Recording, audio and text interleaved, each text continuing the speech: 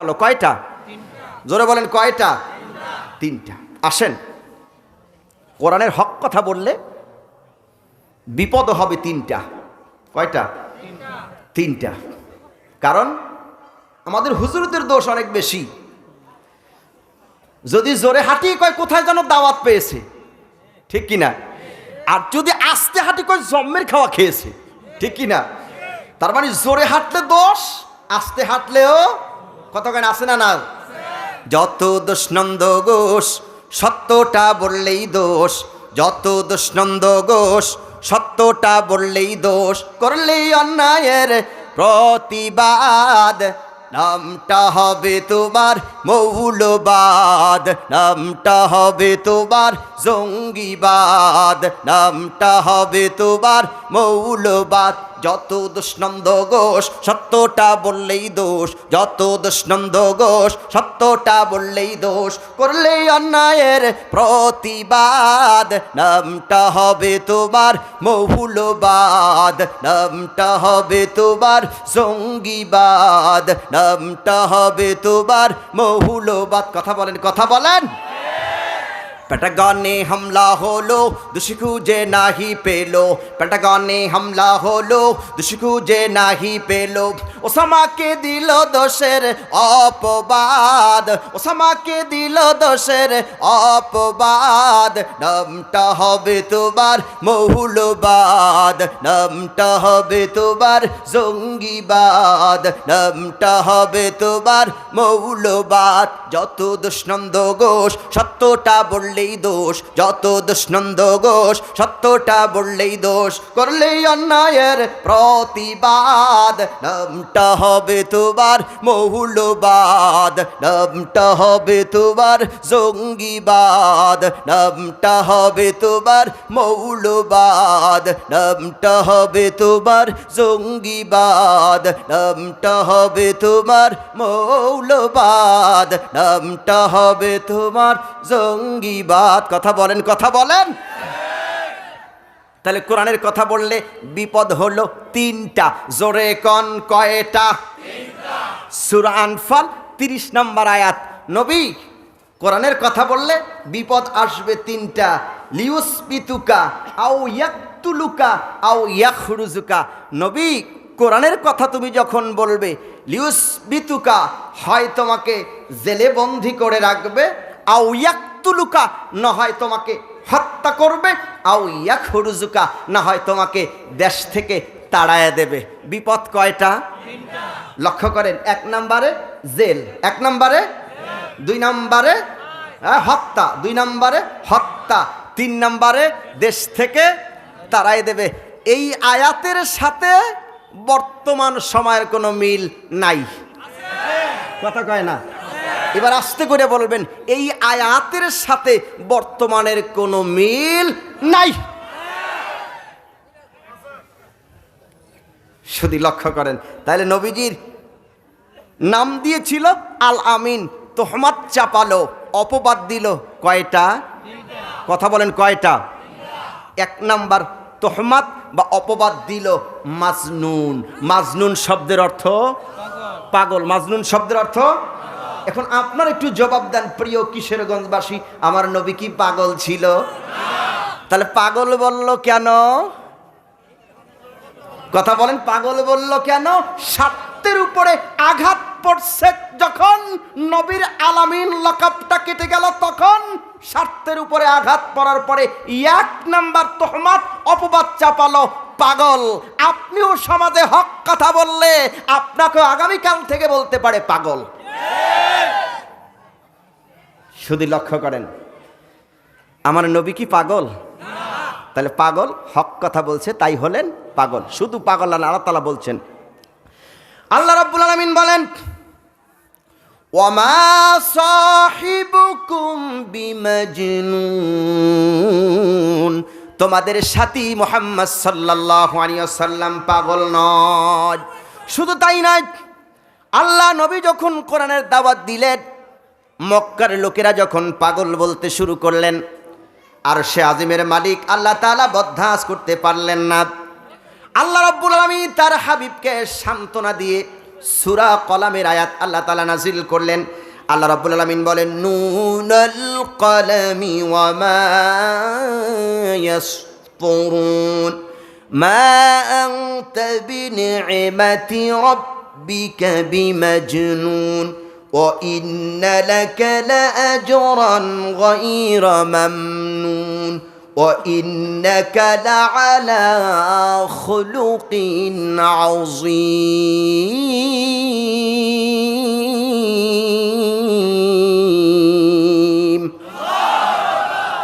আল্লাহ রাব্বুল আলামিন বলেন, নুন হরফে মুকাত্তাআত ওয়াল কলামি ওয়া মা ইয়াসতুরুন, শপথ সেই কলমের যেই কলম দ্বারা ফেরেশতারা লেখে। মা আনতা বিনি'মাতি রাব্বিকা বিমাজনুন, হে নবী তুমি তোমার রবের অনুগ্রহে পাগল না। সুবহানাল্লাহ বলেন। কাফেররা বলল, স্বার্থের উপর আঘাত পড়ার পর নবীজিকে কাফের পাগল বলল কাফেরেরা। আল্লাহ তাআলা তার হাবিবকে সান্ত্বনা দিয়ে বলেন, হাবিব শোনেন, ওরা যতই আপনাকে পাগল বলুক না কেন, আপনি আপনার রব আল্লাহ রাব্বুল আলামিনের কাছে পাগল নন। আপনি কি শোনেন, ও ইন্নাকা লাআলা খুলুকিন আযীম, হে নবী আপনি পুত পবিত্র চরিত্রের উপরে প্রতিষ্ঠিত। তাহলে মক্কার লোকেরা বলল পাগল, আর আল্লাহ কয় পাগল না। কথা কাট্টা রাইট, কতক্ষণ কাট্টা রাইট। ওরা চেয়েছিল পাগল বলে রসুলের সম্মান নষ্ট করতে, ওরা পাগল বলে রসুলকে চেয়েছিল অপমান করতে। আল্লাহ বলে, ওয়ারাফা'না লাকা যিকরাক, নবী আপনার সম্মান, আপনার মর্যাদা, আপনার সম্মান আমি আল্লাহ পাক আকাশ চুম্বি তৈরি করে দিলাম। তাহলে কেউ যদি সম্মান নিতে চায় আর আল্লাহ যদি সম্মান দেয়, ধরে রাখতে পারে? কতক্ষণ পারে? তার বাস্তব উদাহরণ আপনারা দেখেছেন দুই একদিন আগে। আমার প্রাণ প্রিয় ভাই ডক্টর মিজানুর রহমান আল আজহারি চেয়েছিলেন এক রাষ্ট্রে তাফসির করতে যাওয়ার জন্যে, কিন্তু যেতে দেওয়া হলো না।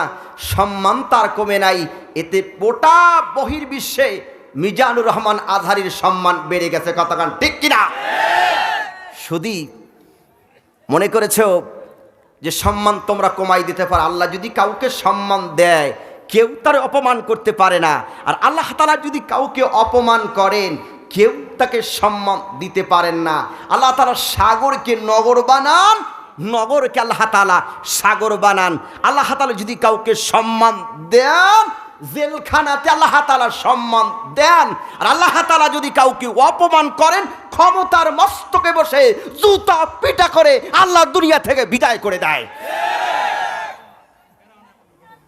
সম্মানিত সুধী, কষ্ট হচ্ছে আপনাদের? আলোচনা চলবে কতক্ষণ? প্রধান বক্তা আসবে না যতক্ষণ আলোচনা চলবে, প্রধান বক্তা আসবে যখন আলোচনা বন্ধ হবে। কি বলেন, চলবে তো আপনাদের? আচ্ছা, এটা প্রশ্ন করি আপনাদের কাছে, আপনাদের এই কটিয়াদি বাজারে জিলাফির দাম বেশি না মিষ্টির দাম বেশি? কত কয় না? মিষ্টির দাম বেশি, জিলাফির দাম কি কম। আচ্ছা, এখন কোনো ব্যক্তি জিলাফি খাচ্ছে, হঠাৎ করে যদি তার সামনে অথবা আপনাদের সামনে যদি মিষ্টি দেওয়া হয়, আপনারা কি জিলাফি খাবেন না মিষ্টি খাবেন? বলে স্বার্থপর দেখছেন নি? তার মানে হলো মাহফিলের যে দ্বিতীয় আকর্ষণ থাকে সে হলো জিলাফি, প্রধান আকর্ষণ যিনি সে হলো রসের গল্লা অথবা চমচম। তাই জিলাফি খান, তারপরে মিষ্টি খান। তবে জিলাফি খেয়ে খেয়েই মিষ্টি খাওয়ার অভ্যাস করতে হয়। কথা খান ঠিক কিনা? সম্মানিত সুধী, তাহলে আল্লাহ রসুলকে বললেন পাগল, আর আল্লাহ তাআলা সান্ত্বনা দিয়ে কি বললেন? পাগল না। এবার আসেন, দ্বিতীয় তহমাত দিল বাতার। বাতার শব্দের অর্থ হচ্ছে শিকাট কাড়া, নির্বংশ বলে গালি দিচ্ছিলেন। তারা বলছিলেন মক্কার লোকেরা, ইয়া মুহাম্মদ আনতা বাতার, ইয়া মুহাম্মদ আনতা বাতার। বাতার শব্দের অর্থ হচ্ছেন শিকাট কাড়া, নির্বংশ। নির্বংশ বলে গালি দিচ্ছিলেন কারা? মক্কার কাফেরেরা। গালি কেন দিচ্ছিল? কোরআনের দাওয়াত যখন দিচ্ছিল, কোরআনের কথা নবীজি যখন বলতেছিল, তখনই তারা বললেন বাতার। বাতার শব্দের অর্থ যেন কি? শিকাট কাড়া, নির্বংশ। কেন বললেন? শুধু লক্ষ্য করেন, আল্লাহ পাক হুজুরকে 4টা পুত্র সন্তান দিয়েছিলেন, তায়েব, তয়েব, কাসেম, ইব্রাহিম। আল্লাহ পাক হুজুরকে 4টা পুত্র সন্তান দিয়েছিলেন। এক এক করে আল্লাহ পাক হুজুরের পুত্র সন্তানগুলো সব নিয়ে গেল। আল্লাহ পাক হুজুরের পুত্র সন্তানগুলো নিয়ে যাওয়ার পর মক্কার লোকেরা বললেন, মুহাম্মদ বাতার শিকট কাটা, নির্বংশ নির্বংশ নির্বংশ নির্বংশ বলে যখন গালি দিতে শুরু করলেন, আল্লাহ রসুলের মনটা একটু খারাপ। আল্লাহ পাক হুজুরকে 4টা পুত্র সন্তান দিলেন। লক্ষ্য করেন, তায়েব, তয়েব, কাসেম, ইব্রাহিম। আল্লাহ পাক হুজুরের 4টা পুত্র সন্তান দিয়ে এক এক করে সব ছেলেগুলো জুড়ে নিয়ে গেলেন। আল্লাহ রাব্বুল আলামিন বলছেন, আল্লাহ রাব্বুল আলামিন তার হাবিবকে বলছেন, হাবিব আপনি মন খারাপ করবেন না, কারণ আমি আল্লাহ তাআলা আপনাকে পুত্র সন্তান দিয়ে কেন নিয়ে গেলাম। সূরা আহজাবে আল্লাহ পাক বলছেন, মা কানা মুহাম্মাদুন আবা আহাদিম মির রিজালিকুম ওয়ালাকির রাসূলুল্লাহি ওয়া খাতামান নাবিয়্যিন ওয়া কানাল্লাহু বিকুল্লি শাইইন আলিমা।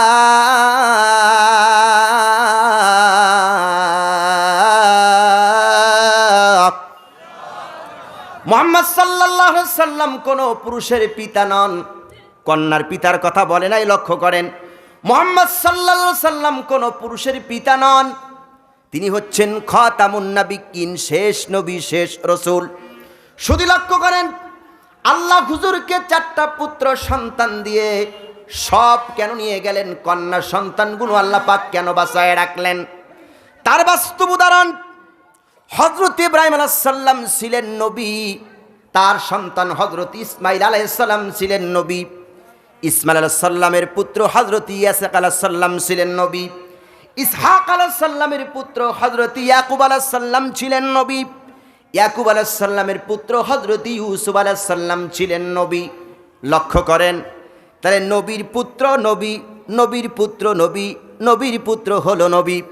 শুধু আল্লাহ পাক যদি হুজুরের একটা পুত্র সন্তান বাঁচিয়ে রাখতেন, তামাম পৃথিবীর লোকেরা ধরে নিত নবীর পুত্র একজন নবী।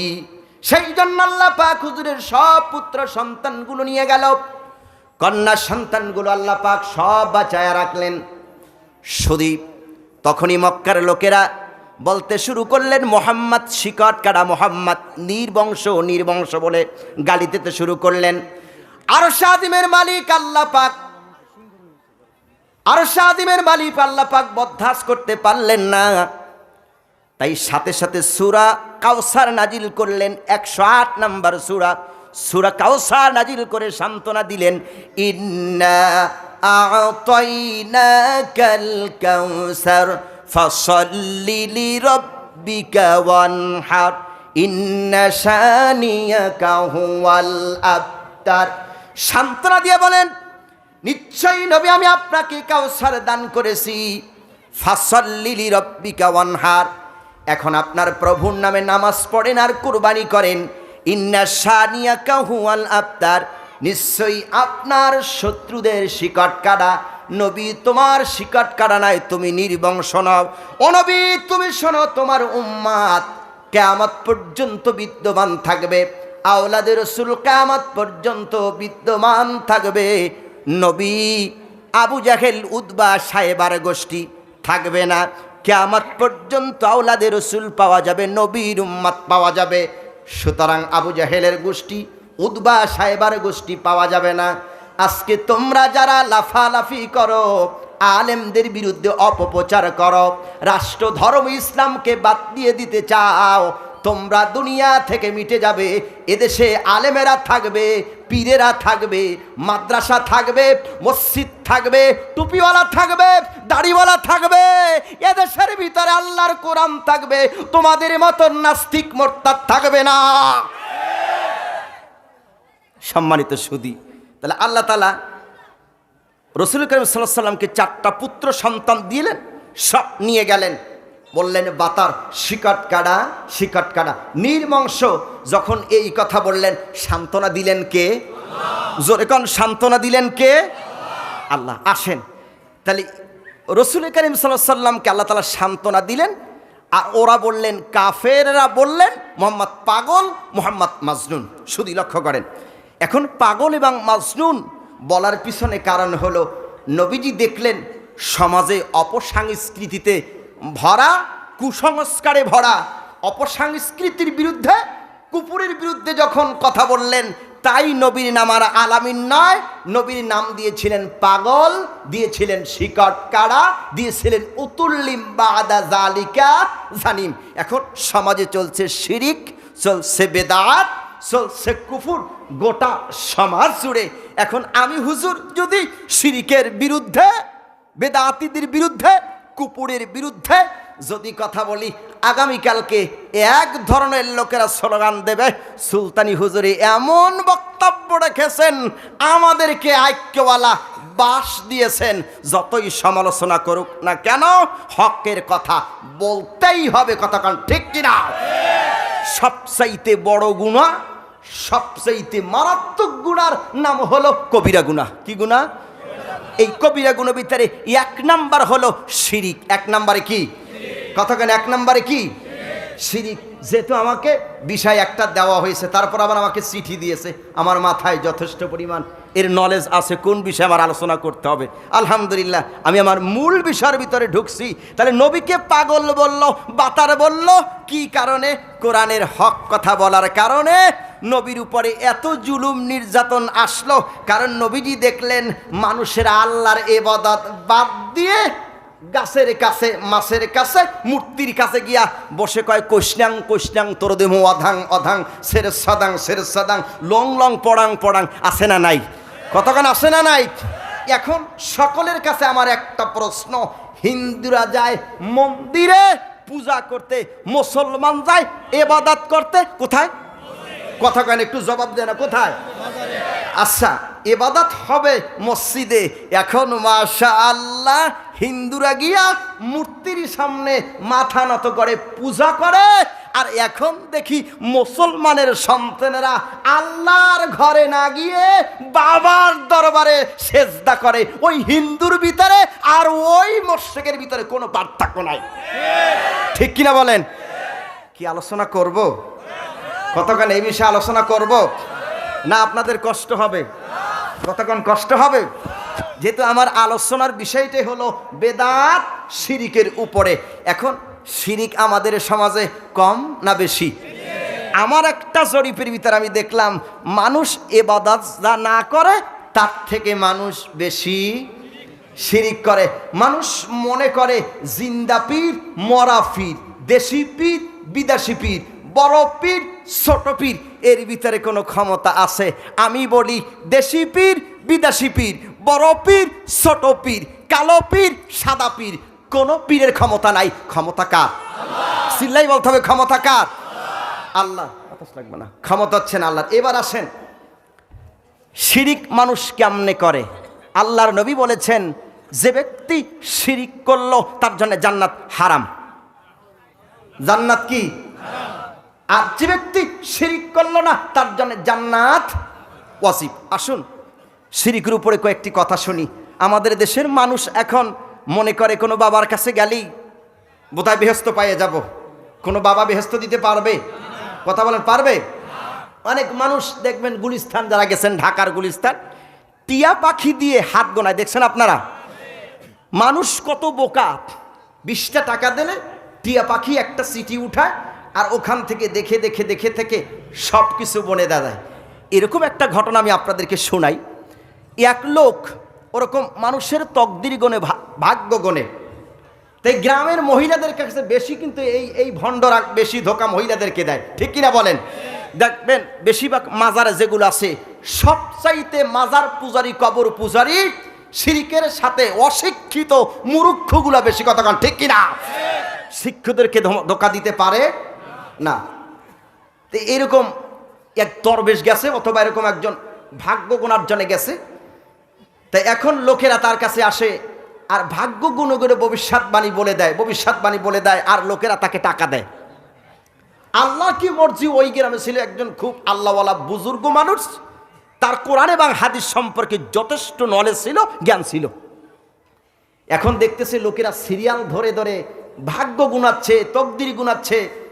তো এই লোকটা চিন্তা করতেছে তা আমিও একটু গুনাই। তাই উনি সব ভাগ্য গুনে গুনে দিচ্ছেন, আগামী মাসের অমুক তারিখে তোর বিবাহ, অমুক তারিখে তোর ফ্ল্যাট, তুই কোটিপতি হবি, তুই টাকা পয়সার মালিক হবে, এরকম করে বলে দিচ্ছে। তো এই লোকটার কোরআন এবং হাদিস ছিল। সামনে গিয়েই যে হাত গুনা, ওটারা কি বলে, কবিরাজ বলে নাকি আপনাদের এলাকায়? হ্যাঁ, ওই যে গণক একেবারে ঠাসাইয়া দুইটা দিছি, ঠাস দুইটা দিস।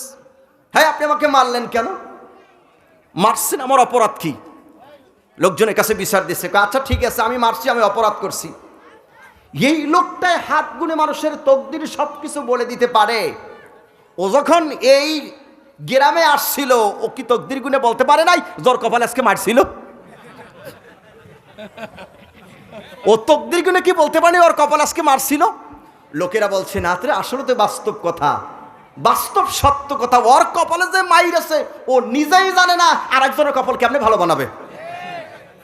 শুধু অনেক মানুষ ধান্দা হয়ে বসে আছেন, মনে করছে পীরের কাছে মুরিদ হলে পরেই বেহেশতে নিয়ে যাবে। আল্লাহি, আল্লাহর কসম করে বলছি, কোন পীর আপনাকে আল্লাহর আযাব থেকে এক তিল পরিমাণ দূরে সরাতে পারবে না। কথা কান ঠিক কিনা?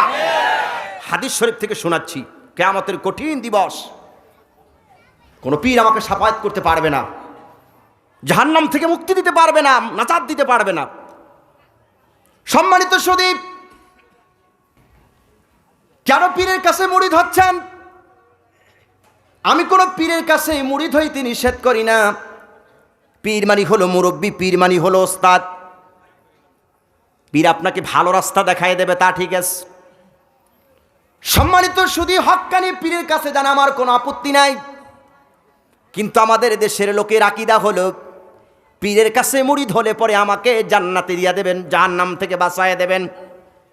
শুধু লক্ষ্য করেন, কিয়ামতের কঠিন দিবসে যখন মানুষেরা সব একাকার হয়ে যাবে, বিভীষিকাময় দৃশ্য দেখে মানুষগুলো যখন হয়রান হয়ে যাবেন, যখন এই মাটিটা তামার মতন গরম হয়ে যাবেন, মানুষের জিহ্বাটা ঝুলে কুকুরের মতো নাভিস্থল পর্যন্ত পড়ে যাবে, সারা হাসরের ময়দান জুড়ে আওয়াজ হবে, পানি পানি বলে চিৎকার হতে থাকবে।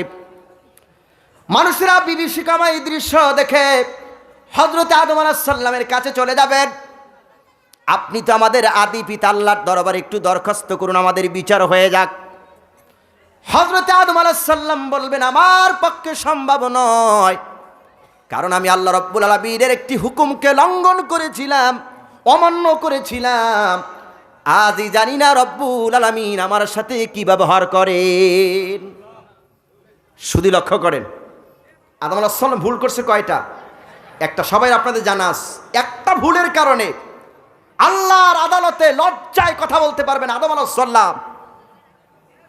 প্রিয় কটিয়াদিবাসী, একটা ভুলের কারণে যেখানে আদম কথা বলতে পারবে না, সেখানে দৈনন্দিন জীবনে কত হাজার ভুল আপনি আমি করছি। চিন্তা করছেন একবার? হযরত আদম আলাইহিস সালাম বলবেন, তোমরা চলে যাও হযরত নূহ আলাইহিস সালামের কাছে। হাসরবাসীরা হযরত নূহ আলাইহিস সালামের কাছে যাবেন। হযরত নূহ আলাইহিস সালাম বলবেন, আমার পক্ষে সম্ভব নয়, আমি আল্লাহ রাব্বুল আলামিনের একটা হুকুমকে লঙ্ঘন করেছিলাম। আল্লাহ বললেন, নুহু তুমি জোড়ায় জোড়ায় নিয়ে তুমি কিস্তিতে উঠো, আরোহণ কর। আমি করলাম। প্লাবন শুরু হয়ে গেল, পানি উঠতে শুরু হয়ে গেল। আমি দেখতে পেলাম আমার সন্তান কেনান পানির ভিতরে হাবুডাবু খাচ্ছে। আমি আমার সন্তান কেনানকে ডাক দিলাম। আল্লাহ বললেন, শোনো নুহু, তোমার সন্তান কেনান তোমার পরিবারের একজন নয়। আল্লাহ তাআলা আমাকে ডেকে বললেন, নুহু তুমি তোমার সন্তান কেনানকে যদি আর একটাবার নাম ধরে ডাক দাও, আমি আল্লাহ রাব্বুল আলামিন নবীর দপ্তর থেকে নুহু তোমার নামটা কেটে দেব। কারণ কোনো মুমিনের উচিত নাই কোনো কাফেরের সাথে বন্ধুত্ব করা, সম্পর্ক রাখা। শুধু নূহ আলাইহিস সালাম কথা বলতে পারবে না। হযরত ইব্রাহিম আলাইহিস সালামের কাছে তোমরা যাও। হাসরবাসীরা হযরত ইব্রাহিম আলাইহিস সালামের কাছে যাবেন। হযরত ইব্রাহিম আলাইহিস সালাম বলবেন, আমি পারবো না। কারণ আমি একটা মিথ্যা কথা বলেছিলাম। আল্লাহ বললেন, ইব্রাহিম বাতিলদের বিরুদ্ধে তুমি ময়দানে নামো। তখন আমি বলেছিলাম ইন্নী সাকিম, আমি অসুস্থ, তবে আমি সুস্থ ছিলাম। নবীরা ভাই কখনো মিথ্যা কথা বলেন না। কাফেরদের সংখ্যায় ছিল বেশি, আর ইব্রাহিম আলাইহিস সালাম ছিলেন একা। মানসিক অবস্থায় তিনি দুর্বল ছিলেন, তাই বললেন ইন্নী সাকিম, আল্লাহ আমি মানসিক অবস্থায় দুর্বল, আমি অসুস্থ। হযরত ইব্রাহিম আলাইহিস সালাম বলবেন যাও মুসা আলাইহিস সালামের কাছে, হাসরবাসীর হযরত মুসা আলাইহিস সালামের কাছে যাবেন। হযরত মুসা আলাইহিস সালাম বলবেন আমিও পারবো না, কারণ হলো আমি বনী ইসরাইলের একটা ছেলেকে থাপ্পড় মেরেছিলাম, একই থাপ্পড়ে দুনিয়া থেকে ছেলেটা বিদায় হয়ে গেছে। আজই জানি না রব্বুল আলামিন আমার সাথে কি ব্যবহার করেন। তোমরা চলে যাও হযরত ঈসা আলাইহিস সালামের কাছে। হাসরবাসীরা হযরত ঈসা আলাইহিস সালামের কাছে যাবেন। হযরত ঈসা আলাইহিস সালাম বলবেন আমিও তো পারবো না, কারণ গোটা পৃথিবীর কোটি কোটি ইহুদি এবং খ্রিস্টানেরা আমাকে আল্লাহর পুত্র বলেছে, আজই জানি না রব্বুল আলামিন আমার সাথে কি ব্যবহার করেন। তোমাদেরকে একটা সাজেশ করি, একটা পরামর্শ দেই, আজকে কেবলমাত্র আল্লাহ রব্বুল আলামিনের দরবারে কথা বলতে পারবেন আখিরি জামানার পয়গম্বর বিশ্ব নবী জনাবে মুহাম্মদুর রাসূলুল্লাহ সাল্লাল্লাহু আলাইহি ওয়াসাল্লাম। হাসরবাসীরা তার কাছে চলে যাবেন, হুজুরে মাকামে মাহমুদে সেজদায় পড়ে কাঁদতে থাকবেন। আল্লাহ বলবেন হাবিব আপনি কাঁদেন কেন? আপনার তো আজকে কাদার দিন নয়, আপনার তো সম্মানের দিন, মর্যাদা নেই, আপনি কাঁদেন কেন? হুজুর আপনি আপনার মাথা উঠান, আপনার দরখাস্ত আমি আল্লাহ পাক মঞ্জুর করে নিলাম, আপনার জান্নাতি উম্মতগুলো আপনি বেছে বেছে জান্নাতে নিয়ে যান। শুধুই লক্ষ্য করেন, এখানে শিক্ষা, নবীজিও কিয়ামতের দিন সরাসরি আল্লাহর আদালতে কথা বলতে পারবে না, সেজদায় পড়ে কাঁদবেন, আল্লাহ তাআলার দয়া হবে। যেখানে নবীরা কথা বলতে পারবে না, সেদিন তোমার বাবার কোনো পাত্তা থাকবে? কতক্ষণ বাবার পাত্তা থাকবে? আবার অনেকেই বলে বাবায় জাহাজ নিয়ে আসবে, ওই জাহাজে করে ভেস্তে যাবে, আসে না নাই? আল্লাহর কসম করে বলি, কিয়ামতের দিন আল্লাহ তাআলা যাকে সুপারিশ করার অনুমতি দিবেন তিনি সুপারিশ করতে পারবেন, কোন পীর বাবা কিয়ামতের দিন সুপারিশ করতে পারবে না। এই আকীদা যদি থাকে আজ থেকে পরিহার করেন, আজ থেকে আলোচনা থেকে পরিহার করেন, কোন বাবা আমাকে শাফায়াত করতে পারবে না। এই আকীদা যদি থাকে যে মাজারে গিয়ে সেজদা করলে আমি বেহেশতে চলে যাব, তাহলে আপনি শিরিক করলেন। কি করলেন? শিরিক করলেন। শুধু একটা প্রশ্ন আমি আপনাদেরকে করি, আপনারা অবশ্যই জ্ঞানী মানুষ, উত্তর দিতে পারবেন। যেই মানুষটার কাছে আপনারা যান, ধরুন শাহজালালের দরগায় গেলেন সিলেট, যিনি মাজারে শুয়ে আছেন তিনি বেশক একজন আল্লাহ তাআলার ওলি, আমি ধরে নিলাম। ওই মানুষটার কবরে গিয়ে আপনি চান, সেজদা দেন, দোয়া করেন। ওই শাহজালাল ইয়ামিনী রহমাতুল্লাহ আলাইহি কার কাছে চাইছেন? কতক্ষণ? আল্লাহর কাছে চাইছেন। শাহজালাল ইয়ামিনী রহমাতুল্লাহ আলাইহি যদি তিনি আল্লাহর কাছে চেয়ে পেতে পারেন, তাহলে আমি পারবো না কেন? কথা বলেন, কথা বুঝেন, আমি পারবো না কেন? তাহলে আমার আকীদা কোথায়? যদি যারা শিরিক করবে তারা আল্লাহ তাআলা দেখা পাবে না। আমরা আল্লাহরে দেখতে চাই, কতক্ষণ আল্লাহরে দেখতে চাই? সবাই জবাব দেন, আল্লাহরে দেখতে চান? আল্লাহরে দেখতে চাইলে আল্লাহ আপনাদেরকে দেখতে চায়। হাদিস শোনাবো। আল্লাহ নবী বলেন মান হাব্বা লিকা আল্লাহি হাব্বাল্লাহু লিকাহু। আল্লাহ নবী বলেন কেউ যদি আল্লাহকে দেখতে চায়, আল্লাহ পাকও ওই বান্দাকে দেখতে চান। কোন ব্যক্তি যদি আল্লাহ তাআলার সাথে দেখা করাকে পছন্দ করেন, আল্লাহ তাআলা ওই বান্দার সাথে দেখা করাকে পছন্দ করেন। কোন ব্যক্তি যদি আল্লাহ তাআলার সাথে দেখা করাকে অপছন্দ করেন, আল্লাহ তাআলা ওই বান্দার সাথে দেখা করাকে অপছন্দ করেন। আল্লাহ পাক সূরা কাহফের শেষ অংশের ভিতরে বলেন তোমরা যদি আল্লাহ পাককে দেখতে চাও, দুইটা কাজ যদি করো, তাহলে তোমরা আল্লাহ রাব্বুল আলামিনের দেখা পাবে। কয়টা কাজ? দুইটা কাজ। লক্ষ্য করেন, আল্লাহ রাব্বুল আলামিন বলেন ফামান কানা ইয়ারজু লিকা রাব্বিহি ফালইয়ামাল আমালান সালিহান ওয়ালা ইউশরিক বিইবাদাতি বিহি আহাদা। আল্লাহু আকবার। আল্লাহ পাক বলেন, ফামান কানা ইয়ারজু লিকা রাব্বিহি, তোমরা যদি তোমার রবের সাথে দেখা করতে চাও, দুইটা কাজ করো। এক নম্বরে তোমরা আমলে সলেহ করো। সুবহানাল্লাহ বলেন। এক নম্বরে তোমরা আমলে সলেহ করো। ওয়ালা ইউশরিক বিইবাদাতি রাব্বিহি আহাদা, আর তোমরা তোমার রবের সাথে শিরিক করো না। দুইটা কাজ যদি কোনো বান্দা করে, দুইটা কাজ যদি কোনো বান্দা বান্দি করে, আল্লাহ তার সঙ্গে দেখা দিবে।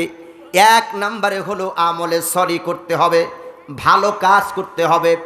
দুই নম্বরে শিরিক মুক্ত ইবাদত যদি করতে পারো, কিয়ামতের দিন আল্লাহ রাব্বুল আলামিনের সঙ্গে তোমরা দেখা পাবে। সুবহানাল্লাহ বলেন। কয়টা কাজ? দুইটা। এক নম্বরে আমলে সলেহ, আর একটা কি? শিরিক থেকে বাঁচতে হবে। তার মানে শিরিক মুক্ত ইবাদত যদি করতে পারেন, তাহলে দেখা পাবেন কার? জোরে বলে, দেখা পাবেন কার? আল্লাহর। এখন আসেন, এই শিরিক থেকে কেমনে বাঁচবো? আমার সন্তান তো এখন শিরিকের সাথে জড়িত হয়ে গেছে, সন্তানকে এখন নসিহত করতে হবে। আমি আলেম হিসাবে আমার দায়িত্ব হলো গোটা দেশবাসীকে শিরিক থেকে বাঁচাতে হবে। বাবা হিসাবে দায়িত্ব হলো আমার সন্তানকে শিরিক থেকে বাঁচাতে হবে। পীরের উচিত হবে মুরিদকে শিরিক থেকে বাঁচাতে হবে। এমন আমি বাংলাদেশে দেখেছি, পীরের বয়স হলো 12 বছর আর মুরিদের বয়স হলো 60 বছর। পিসাব তার ঠ্যাং দিয়ে রাখছে, আর এই 60 বছরের মুরিদ পায়ের ভিতরে কিছু মন করছে। দেখছেন আপনারা? গেলাম একবার ল্যাংটা বেলতলি, ল্যাংটা শরীফ গেলাম। কি শরীফ? ল্যাংটা শরীফ। গিয়ে দেখলাম বেলতলিতে বদরপুরে। তাই ঘরের ভিতরে ঢুকলাম, মাগরিবের নামাজ পড়ে দেখি এক বাসারায় ল্যাংটাই বসে আছে। দেখছেন আপনারা? নাম দেশে ল্যাংটা বাবা। কি বাবা? কথা কয় না, কি বাবা? আরো জোরে, ল্যাংটা বাবা। ল্যাংটাই বসে আছে। আমি সামনে গিয়ে ওর কামান কুমান যা আছে দেখে পিছনের দিক বাঁকছি। এখন এক লোক বলতেছে, আপনি কোথায় যাচ্ছেন? সামনে না যাবেন, বাবার কদম মসি করবেন, আপনি পিছনে যাচ্ছেন কেন? তা বললাম, আমার যা দেখার দেখা হয়ে গেছে। কয়, বাবা ল্যাংটা থাকলে কি হবে, বাবার ভিতরে মাল আছে। তা বললাম, যে মাল আছে সব বাবাই দেখাই রাখছে। ঠিক কিনা বলেন? যে মাল আছে সব বাবাই দেখাই। আস্তাগফিরুল্লাহিল আযীম। যার ভিতরে শরীয়ত নাই, তার ভিতরে ইলমে মারিফত নাই। সর্বপ্রথম একটা মানুষের জন্য সর্বপ্রথম হলো শরীয়ত, তারপরে হলো মারিফত। যার ভিতরে শরীয়ত নাই, তার ভিতরে ইলমে মারিফত নাই। যার ভিতরে ইলমে মারিফত নাই, তার ভিতরে তরিকাত নাই। তরিকাত, হকিকত, মারিফতের আগে সর্বপ্রথম আমার মানতে হবে শরীয়ত। একটা লোকের যদি শরীয়ত না থাকে, সে যদি বলে আমি মারিফত জানি, তাহলে বুঝতে হবে সমাজের ভিতরে হচ্ছে কুলাঙ্গার, ভণ্ড ভণ্ড ভণ্ড। সর্বপ্রথম এক নম্বরে শরীয়ত ঠিক। এক নম্বরে কি? এক নম্বরে কি? শরীয়ত। এক নম্বরে শরীয়তকে ঠিক রাখেন। এই জন্য সকলের উচিত, আমি বাবা আমার সন্তানকে নসিহত করতে হবে, বাবা তুমি কোথায় যাচ্ছ, আমার দায়িত্ব নিয়ে বলতে হবে তুমি কোথায় যাচ্ছ। এর ঘটনা আমি সূরা লোকমান থেকে আপনাকে শোনাচ্ছি। সন্তান যখন বড় হবে, নসিহত আমাদের করতে হবে। হযরতে লোকমান তাই করেছেন। হযরতে লোকমান তাই করেছেন। শোনাবো একটু কথা বলে, শোনাবো। আচ্ছা, সকলের কাছে একটা প্রশ্ন এখন আমি করি। হযরতে লোকমানের নামে কোরআন শরীফে একটা সূরা দিলেন, 31 নম্বর সূরা। এখন আপনারা অনেক জ্ঞানী মানুষ, বলুন তো হযরতে লোকমান নবী না রাসূল? কথা কয় না। লোকমান নবী না রাসূল? সবাই জবাব দিতে পারলেন না। লোকমান নবী না রাসূল? লোকমান নবীও নন, অরাসূলও। লোকমান কি? এক নেককার বান্দা, মাশাআল্লাহ। লোকমান একজন নেককার বান্দা, মাশাআল্লাহ। লোকমান একজন আব্দুল শব্দের অর্থ হলো বান্দা। আপনি আমিও বান্দা, লোকমানও কি? কোনো সন্দেহ আছে? সন্দেহ নাই। কিন্তু লোকমান বান্দা হওয়ার শর্তে লোকমানের মর্যাদা বাড়িয়ে দিয়েছেন কে? আল্লাহ। কারণ লোকমানের কিছু কথা আল্লাহ তাআলার কাছে ভালো লাগলো, তাই লোকমানের সম্মান আল্লাহ তাআলা বাড়িয়ে দিল। শুধু লোকমানের সম্মান বাড়িয়ে দেয় নাই, আল্লাহ তাআলা যেন গোটা পৃথিবীর মানুষের হাতে ধরে ধরে বলছেন, ও গোটা পৃথিবীর মানুষ, তোমরাও যদি লোকমানের মতন হতে চাও, লোকমানের নসিহত, লোকমানের কথাগুলোকে তোমরা পালন করো। আল্লাহু আকবার বলেন। শুধু লক্ষ্য করেন, হযরতে লোকমান তিনি কোনো নবীও নন, রসুল নন। হযরতে লোকমান হলো আব্দুন শব্দের অর্থ হলো বান্দা। হযরতে লোকমানের কিছু বক্তব্য, কিছু নসিহত, কিছু বয়ান আল্লাহ তাআলার কাছে ভালো লাগলো, তাই হযরতে লোকমানের মর্যাদা আল্লাহ রব্বুল আলামিন আকাশচুম্বী বাড়িয়ে দিল। হযরতে লোকমান এত সুন্দর কথা তিনি বললেন, এত সুন্দর নসিহত করলেন। এবার যারা বাবা আছেন কানটা খাড়া করে শোনেন। অনেক সন্তান কথা শোনে না, অনেক সন্তান আপনার কথা মানে না।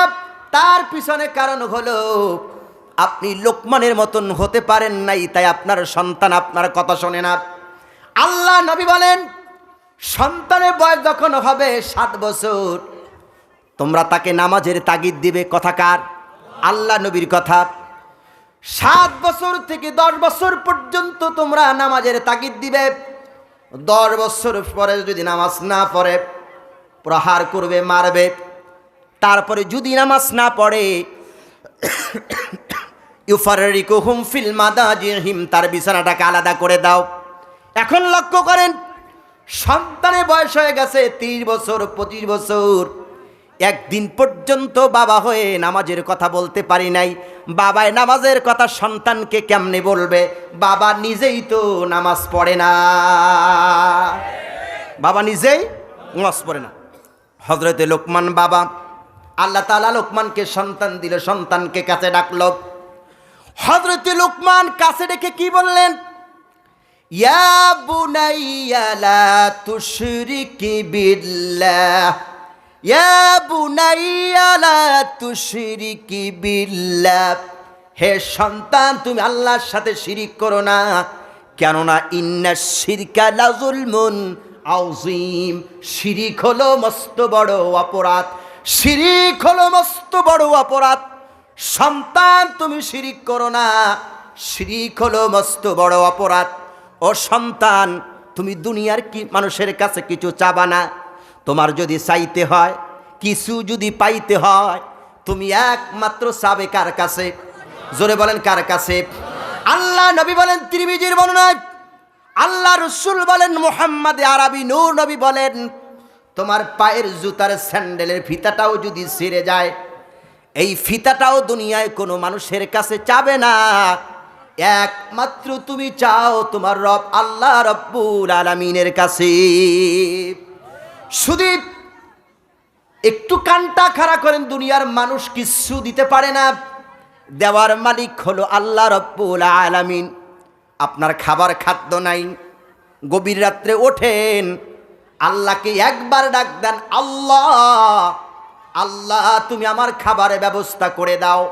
আল্লাহ তাআলা খুশি হয়ে যায়, আসমান থেকে বান্দার জন্যে অসংখ্য রিজিক নেয়ামত ঢেলে দেন।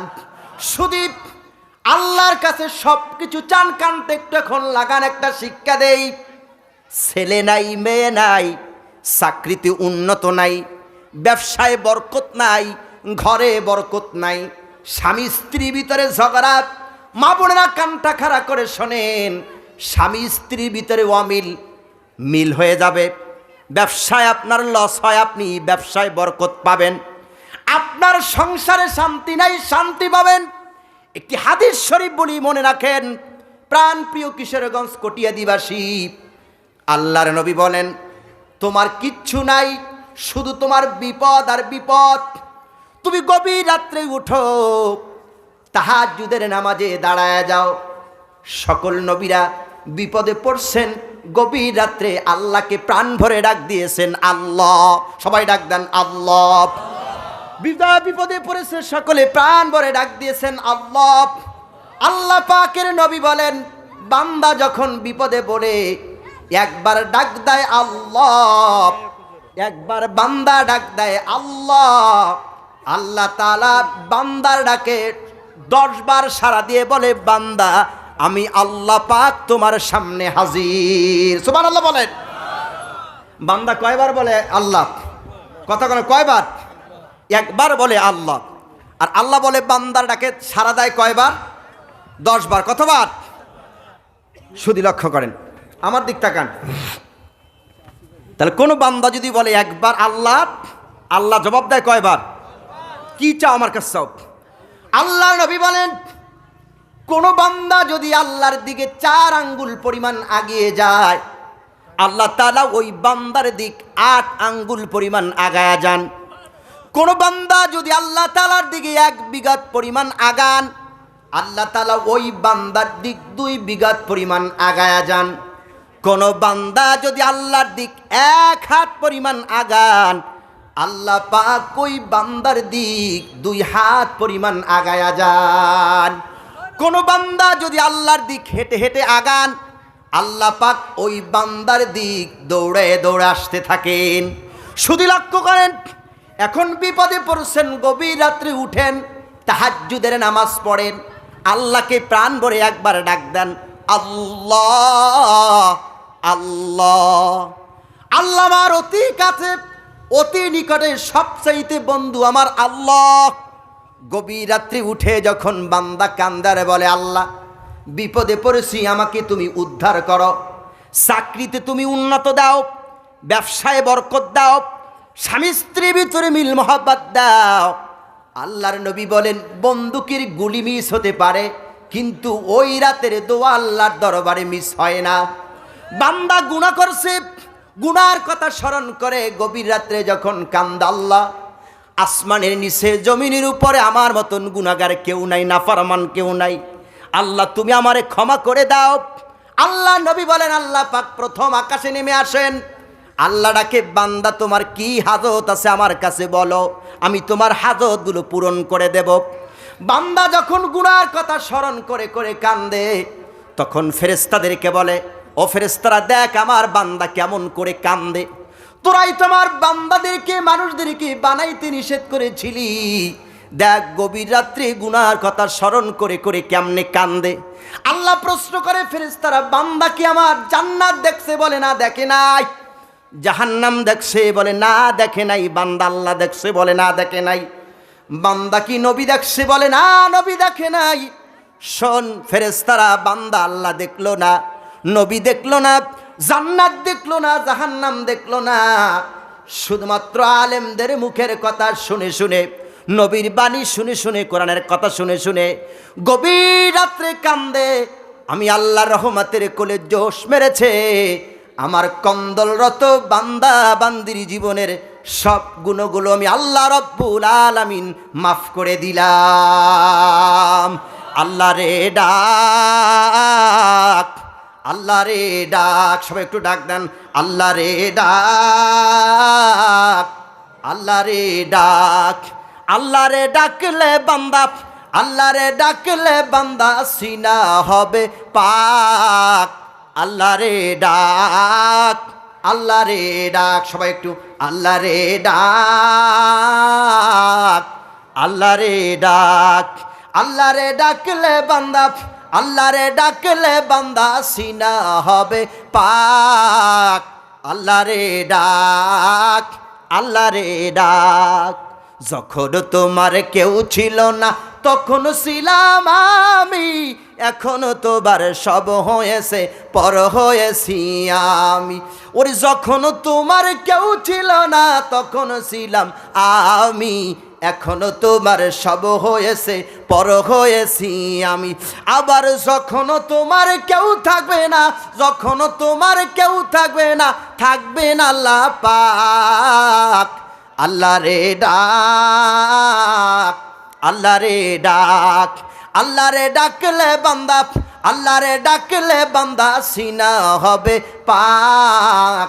আল্লাহ রে ডাক, আল্লাহ রে ডাক। লা ইলাহা, জোরে লা ইলাহা,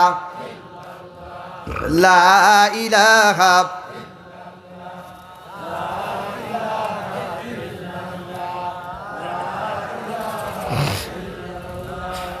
লা ইলাহা, লা ইলাহা, লা ইলাহা, লা ইলাহা ইল্লাল্লাহ, লা ইলাহা, লা ইলাহা ইল্লাল্লাহু মুহাম্মাদুর রাসূলুল্লাহ। সকলে বলি সাল্লাল্লাহু। সম্মানিত সুধী, এই জন্য যা কিছু চাওয়ার প্রয়োজন কার কাছে চাবেন? ছেলে হয় না দেয় কে? মেয়ে হয় না দেয় কে? চাকরিতে উন্নত নাই দেয় কে? সব আল্লাহর কাছে চাবেন। অনেক মানুষ তখন মাশাআল্লাহ ছেলে হয় না মেয়ে হয় না, দরগায় ছাগল মানে কত কিছু যে মান্যত করে। তবে আপনাদের এই কটিয়াতে এরকম নিয়ম নাই। হ্যাঁ, চাবেন কার কাছে? হযরত ইব্রাহিম আলাইহিস সালাম বুড়ো মানুষ, তিনি হলেন আজুজ, আর তার স্ত্রী বৃদ্ধা। হযরত ইব্রাহিম আলাইহিস সালাম কার কাছে চাইছেন? ছেলে হয় না মেয়ের কাছে, মেয়ে হয় না।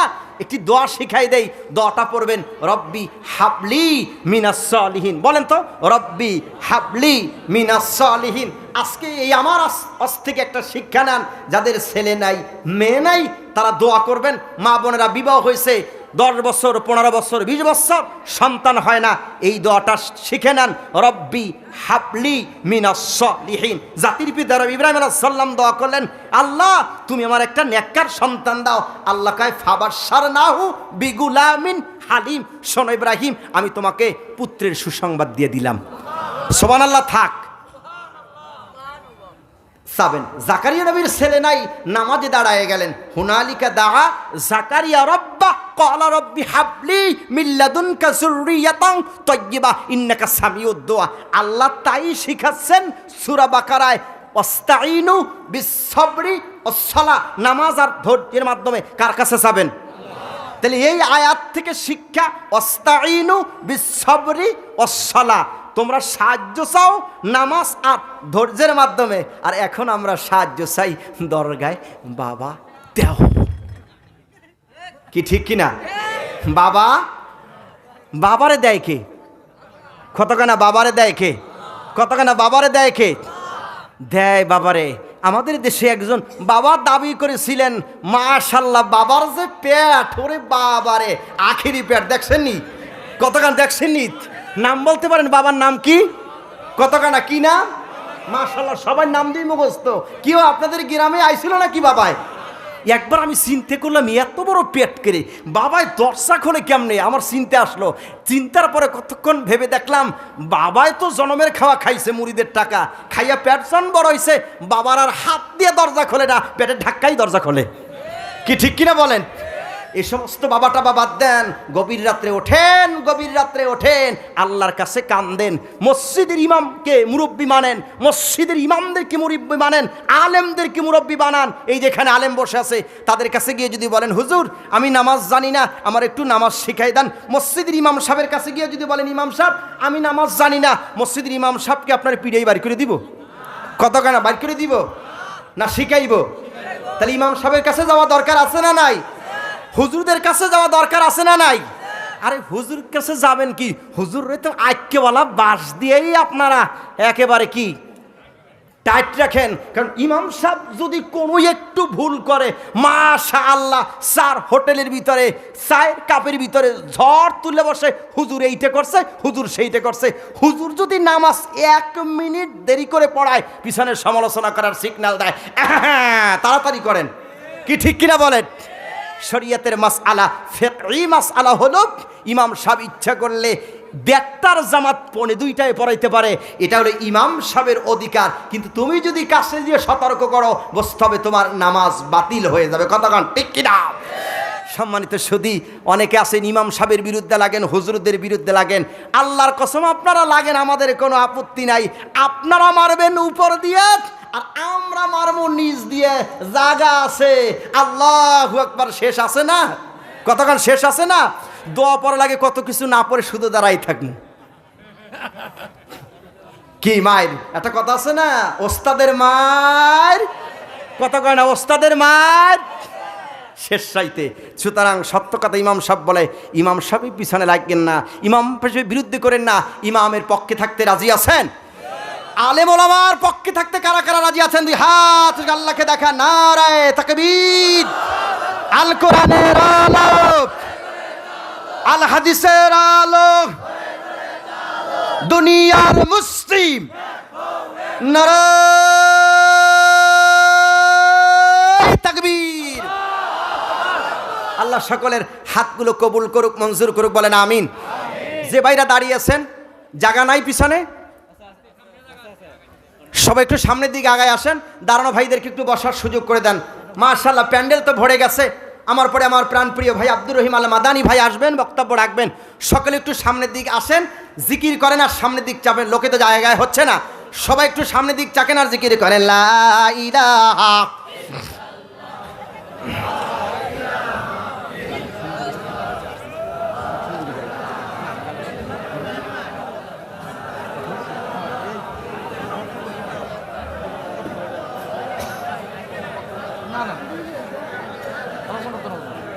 কালেকশন